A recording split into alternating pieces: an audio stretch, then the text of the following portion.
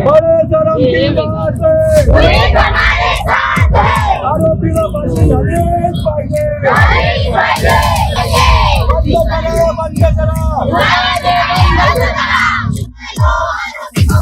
बड़े शर्म की बात है. पुलिस हमारे साथ है.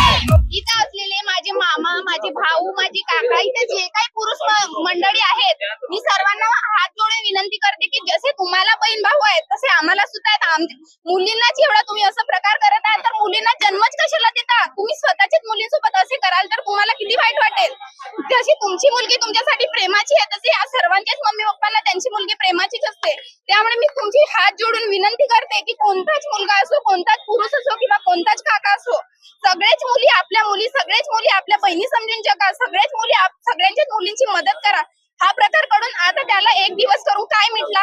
फक्त त्याची एका दिवसाची वेळ गेली, पण आता नंतर त्याला असा प्रकार मिळणार आहे का?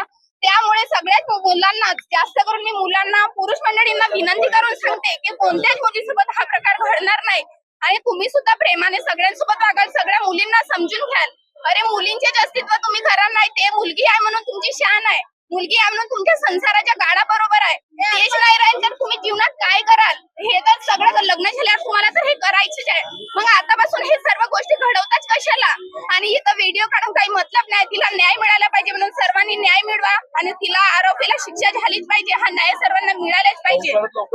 आणि बोलते आणि सगळ्यांना माझी हात जोडून विनंती आहे, हा प्रकार दुसऱ्यांदा भंडाऱ्यात घडायलाच नको. कारण आम्ही सुद्धा बाहेर, या भारतात सुद्धा आम्ही बाहेर गाव इथे शिकायला येतो. आम्ही पण आम्हा मुलींना तर कुठेच सेफ्टी नाहीये. तुम्ही मुला कोणाला मारून धमकावाल, कुणाला बोलून धमकावाल, शिवा देऊन धमकावाल. आम्ही मुलींनी काय करावं? आम्हाला काय समजत नाही. तुम्ही जसे वागाल, तुम्ही स्वतःचे भाऊ बहीण असे वागाल तर लोक वागांना विचार नाही करणार. म्हणून हात जोडून विनंती करते की सगळ्या मुली, सगळेच मुली, तुमचे कोणते काकू असेल, मामी, ते तुमचे मावशी, बहीण म्हणूनच जगा, बहीण म्हणूनच त्यांच्यासोबत वावरा, एवढीच मी विनंती करते. आणि पुन्हा हा प्रकार असा घडणार नाही आणि तुम्ही घडू देणार नाही अशी अपेक्षा तुमच्याकडून करते. 3-3 वर्षाच्या मुली लहान लहान ज्या अंगणवाडीमध्ये जातात, त्यांना काय समजत असेल की आपल्या सोबत असं काहीतरी होऊ शकते? त्यांच्यासाठी त्यांना सेल्फ डिफेन्स माहित नाही काय असतं, असं काही होऊ शकतं हेच माहित नसतं.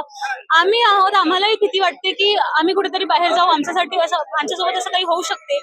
तर अशा वेळी आम्ही काय करू? म्हणजे त्याला न्याय नाही मिळाला तिला, तर आता जितके पण लोक असं करू शकतात त्यांच्या मनात काही भीती राहणार नाही. तर आमचं असं मत आहे की तिला न्याय मिळाला पाहिजे आणि जो आरोपी आहे त्याला जितकी होऊ शकते तितकी स्ट्रिक्ट पनिशमेंट मिळाली पाहिजे.